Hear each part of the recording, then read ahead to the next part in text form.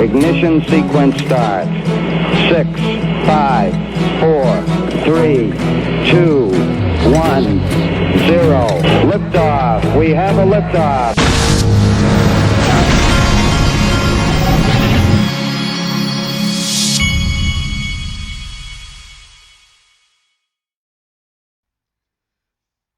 Hey everybody, this is the Digital Asset Investor, and I woke up at 5 this morning just because I don't really have a good reason, but sometimes I just wake up early for no reason. I try not to wake up at 5 a.m. Even though I'm 46 years old now. When I was growing up, my father would wake up, and I think he does to this day. He wakes up at between 3 and 5 in the morning every day. I never understood that. It seemed insane to me and still does. But I woke up at 5 this morning. So let's get this thing going. In today's video, I'm going to do something interesting, and that is I'm going to talk about what's not being talked about, and I'll explain that in a minute. Okay, but it should be a pretty big eye opener because it is to me. All right, let's start with this. This is from XRP Crypto Wolf. Binance is set to acquire CoinMarketCap for as much as $400 million. This deal will be one of the largest acquisitions in the crypto space. The cash and stock deal is expected to be announced this week. Now, this particular thing, I don't know if this is a good thing for the industry or not. I do know one thing. We're going to find out because he's buying CoinMarketCap. I don't know if it's good for one of the exchanges to own the number one pricing website, but I think that CoinMarketCap sooner rather than later is going to have a lot more competition than they think. And here's one example right here. Fidelity, Coinbase, and Highland Capital take part in a $6 million funding round for Coinmetrics.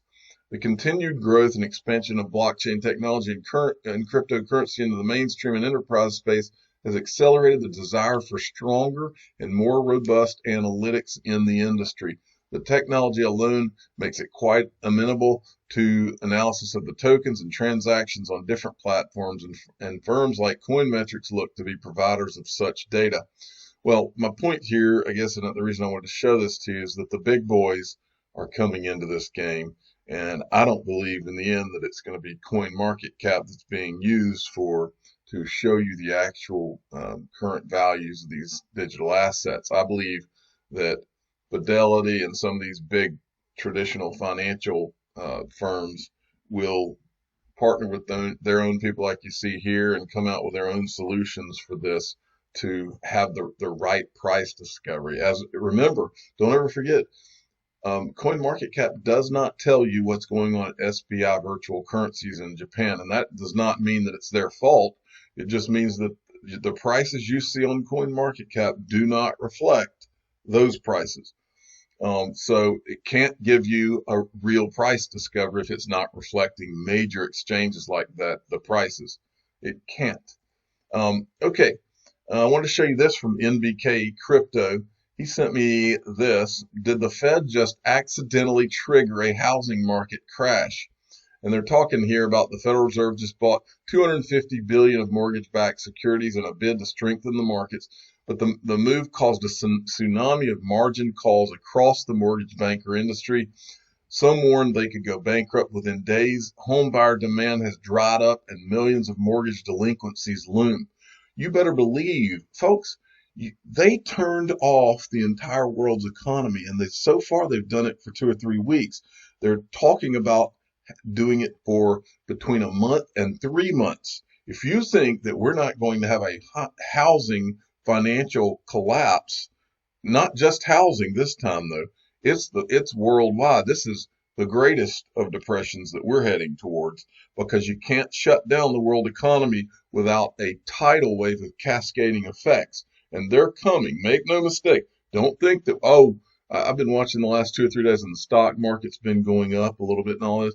No, I don't care what they did for a stimulus. You can't turn off the worldwide economy and not experience something terrible. And I do mean terrible. So, and not to give a negative outlook, but look, strap in, folks. This is going to be an extremely bumpy ride. And look, I believe that digital assets will be one of the major beneficiaries of what has to be some type of a reset going on. And so I believe that digital assets and, precious metals are probably the only places that I would be. I certainly wouldn't be in the stock market. But I believe that there are some things coming that aren't even, that people can't even comprehend right now. Okay. Michelle Vandenberg sent me this.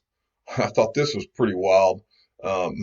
This is from Bank of International Settlements. Remember who the BIS is? It's like the central bank that manages all the other central banks, is how I would describe it.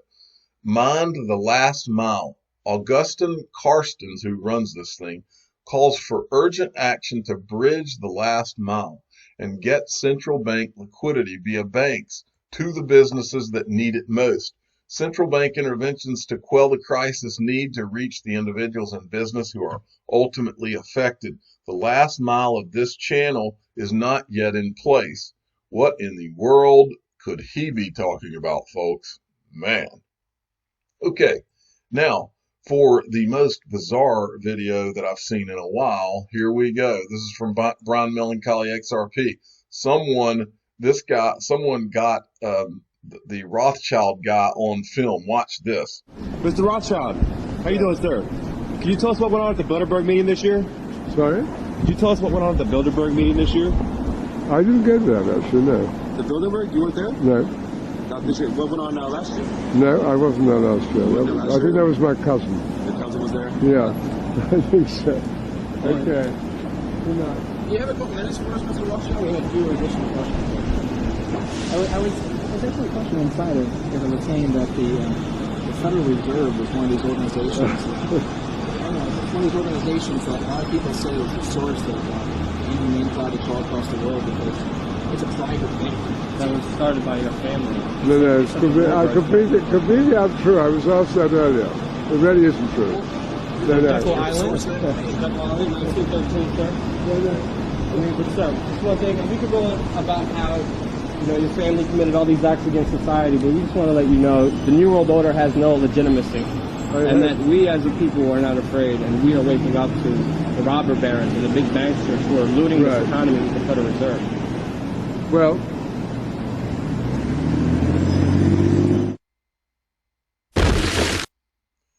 wow, those guys have some guts. I don't think I'd be walking up to that guy saying anything like that.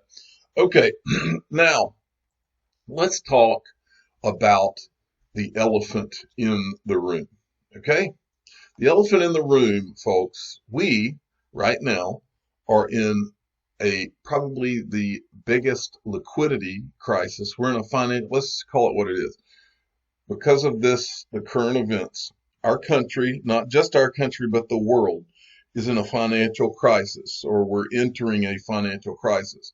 We are facing a major, not a little, but a major liquidity crisis, a liquidity crisis that will be much larger than the 2008 financial crisis, which was a liquidity crisis. A major liquidity crisis. So what I want to do today is I want to take you through the last, just a few clips and a few pieces where remember, Ripple's flagship product now is on-demand liquidity.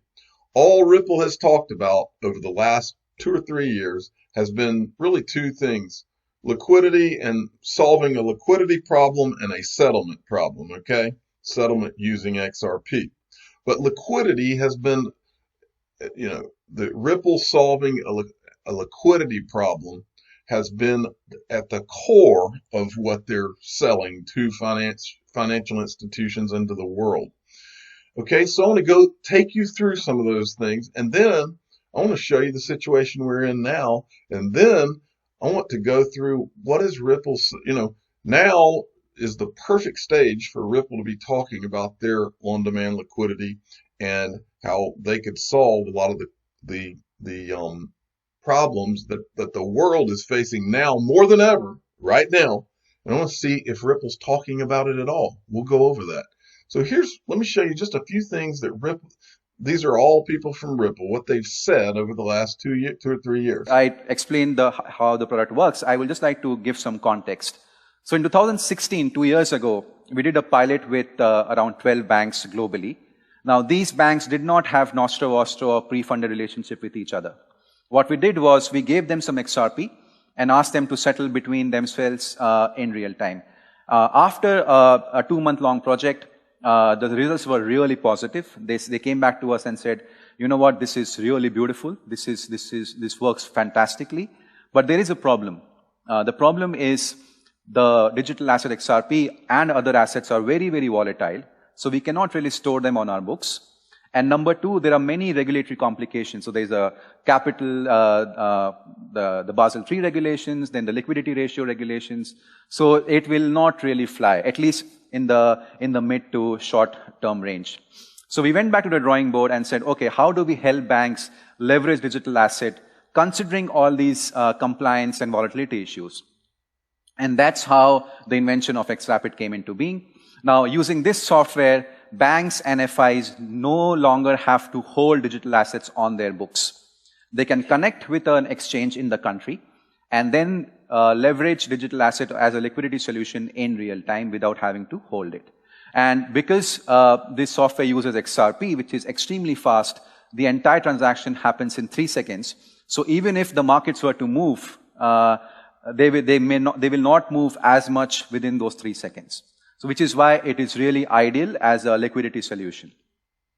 Now, before... Okay, so he's talking about liquidity solution. Let's see who else. Here's Brad Garlinghouse. Healthier. Do you have an outlook or an aspiration or ambition as to how many institutions you hope will be using this token to facilitate these real-world transactions by, say, the end of the year or even the end of next year?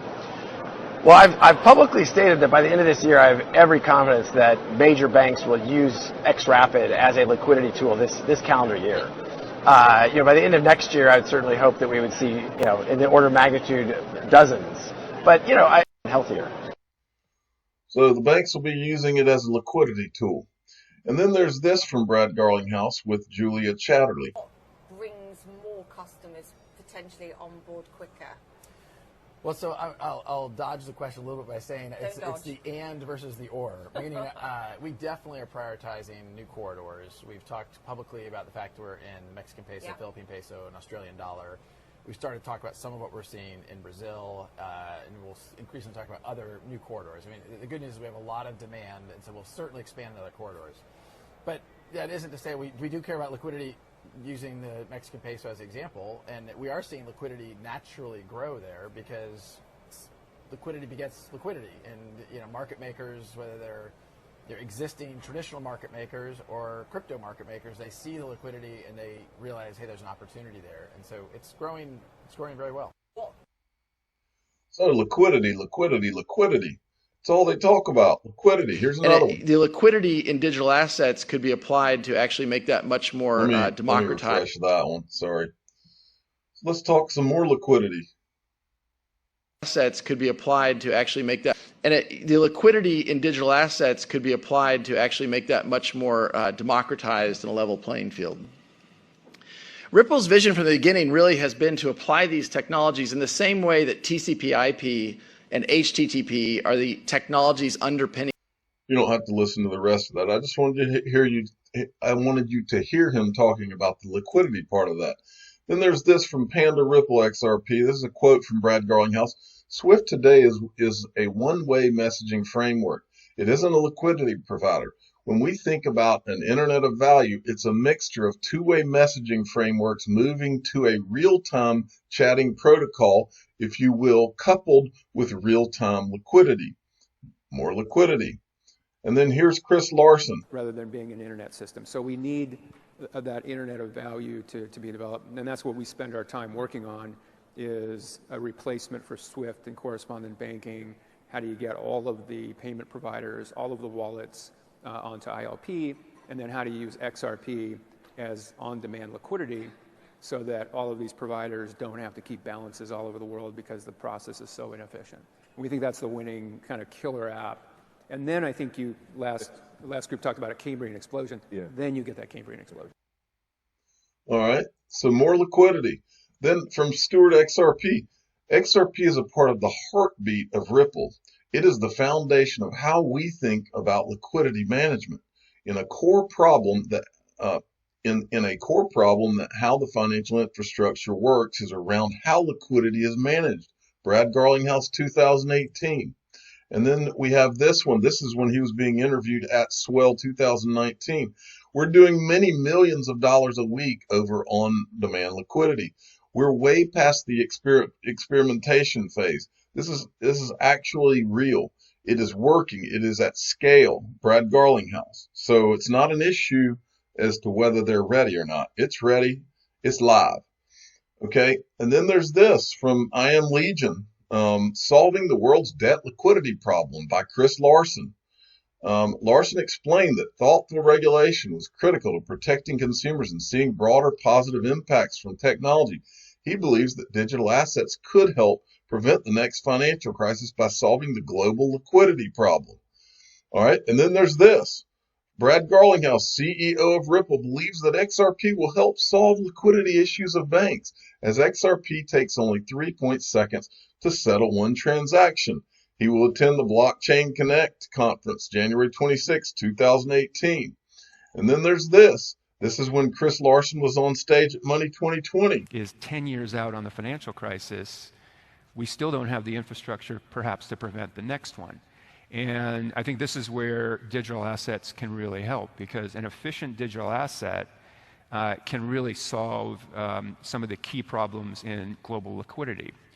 You know, the world's got trillions and trillions of dollars tied up in liquidity just to get around how clunky the movement of value is around the world. If with a really efficient digital asset, something like XRP, again, that's what we believe will be the most efficient, you can now reduce trillions and trillions of capital from being tied up.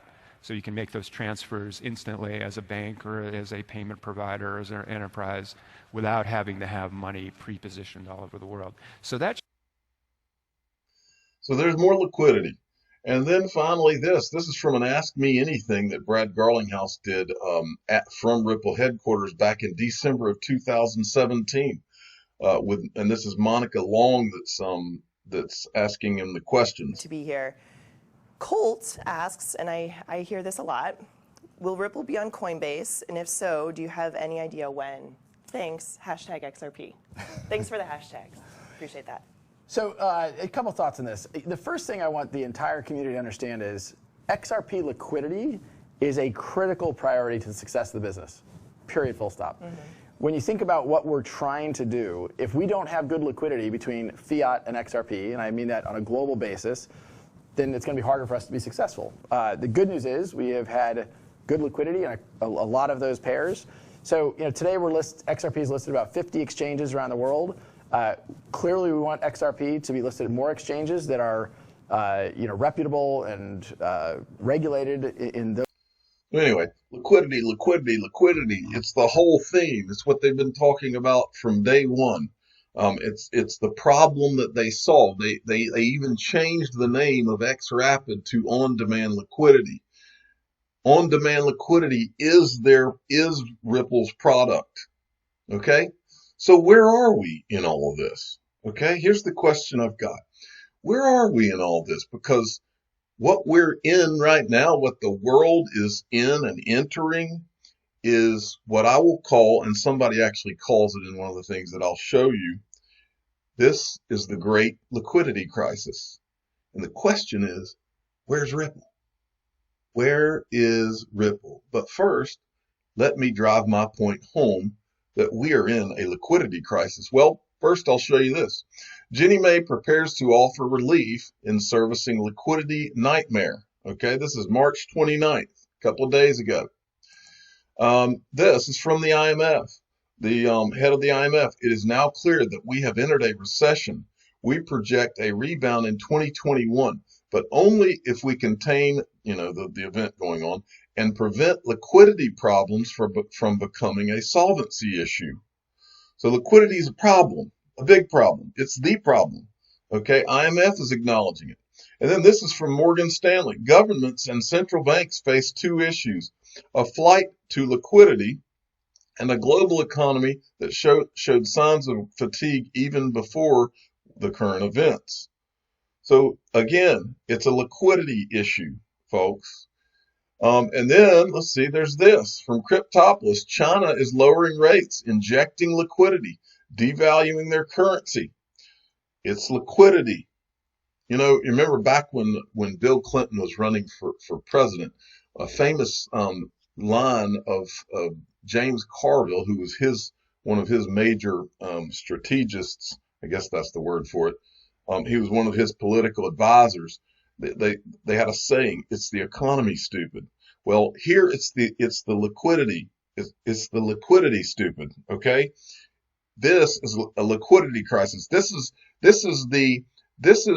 and I'm not saying that Ripple would ever dream for a situation like we have today, but in terms of shouting from the rooftops, hey, on-demand liquidity is our core product. This is the problem we solve. If you're Ripple, you would be shouting this from the rooftops right now, would you not? Unless it was already solved.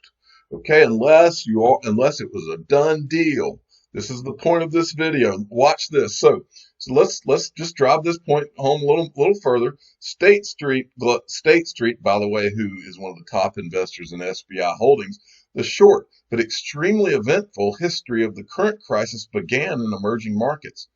What it may mean for emerging markets and investors, consequences of the global liquidity crisis for emerging markets. All right, and then there's this from David Perdue. We cannot let a liquidity crisis become an insolvency crisis. And then there's this European from, who is this? Let's see. EU Commission Executive Vice President for an Economy that Works for People. European banks need to continue to fully finance small and large businesses for whom access to liquidity is essential during the crisis. I support Basel IV delay, and we will keep working on more measures to help Europe's economy. More liquidity issues. And then there's this. This is a guy, real estate billionaire, Tom Barak, Colony Capital's chairman. Listen to what he says. Great market, which is what it needs, right? I mean, capital markets, difficult for people to understand. We all understand banks. We go to a bank to borrow money. But capital markets, public debt and equity are 60% of the activity in the economy. So what we have today is a liquidity crisis. It's not a credit crisis. It's not near what 2008 was. Help people understand why that's happening. Because if they looked, for example, at investment-grade corporate debt, since these programs and the stimulus bill were announced, that snapped back almost.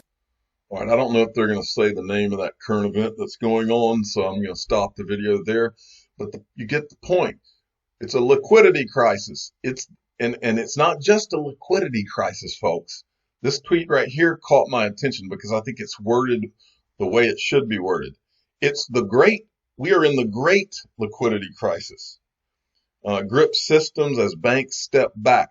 Here we sit in the great liquidity crisis, folks. And Ripple, the company that we talk about all the time on this channel, their core product that they've been talking about for 3+ years is liquidity, to solve the liquidity problem.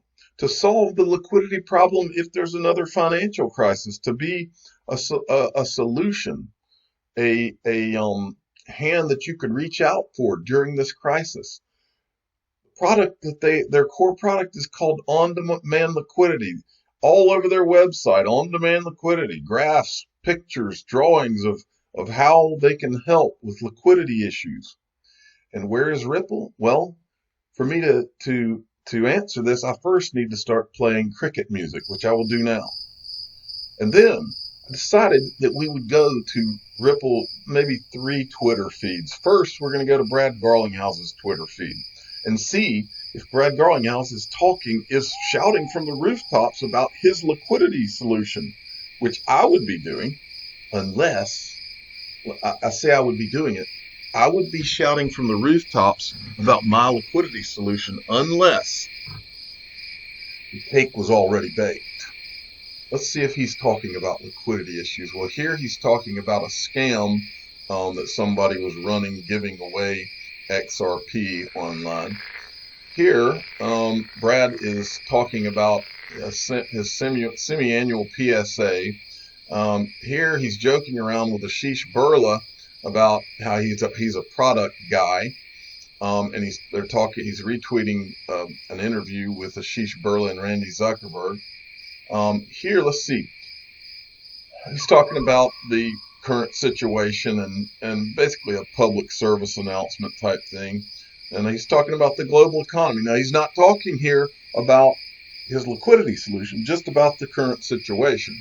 And then here he's talking about a staff meeting and he's joking around about David Schwartz and how David Schwartz made a joke about being a nerd and how he's always practiced social distancing. So we've got a lot of things here. Here he's talking about the energy consumption of Bitcoin and Ethereum, but nowhere in his current events is he talking about the solution that Ripple has, this on-demand liquidity. It's not brought up. Now, so I thought, well, maybe that's just Brad Garlinghouse. So I decided, let's go look at Ashish Birla. Maybe he's talking about this on-demand liquidity and the core of what Ripple does. The solution that, in Chris Larson's own words, could be a solution in the next financial crisis or the next great liquidity crisis like we're in. And you look here, Ashish Birla, he's talking about the current events in Michigan. And then he's talking about a house party app, something he retweeted. Here's San Francisco. He's talking about a grocery store. And if you can get soap. Let's see. He's talking about, this is his, homeschooling. He's talking about that. Here's the joke with Brad Garlinghouse about the product guy. Here he's talking about Zoom and how Zoom is becoming really important in this. And, Zoom, that's another good point. You could be using Zoom to be talking about your on-demand liquidity solution in the middle of the great liquidity crisis. But I don't see it anywhere in his feed. Anything about liquidity. Well, maybe the liquidity is being discussed on the Ripple feed. So I went to the Ripple feed. Let's go through the Ripple feed. Maybe they're talking about liquidity. I don't see it there. Here's a new Ripple engineering blog, but they don't mention anything about liquidity there. There's Marcus Treacher. Now they're talking about how maybe we don't need to be handling cash and that this could be a transition to digital assets. But Marcus Treacher has talked about on-demand liquidity a lot over the last few years, but nothing about it here. They're not talking about it now. Here they're talking about remittances, but they're not talking about liquidity, the core of the problem that's going on now. Here's Joel Katz. This is about David Schwartz, and he is talking about how the best incentive is no incentive, but there's no discussion about liquidity, not in the last few weeks. And so the crickets continue to chirp as I finalize my point here, and that is, why is Ripple not talking about on-demand liquidity in the great liquidity crisis? It's the one time that you would think you would be selling your product, unless cake was already baked. I'm the digital asset investor. I'm not an investment advisor. This is for entertainment purposes only.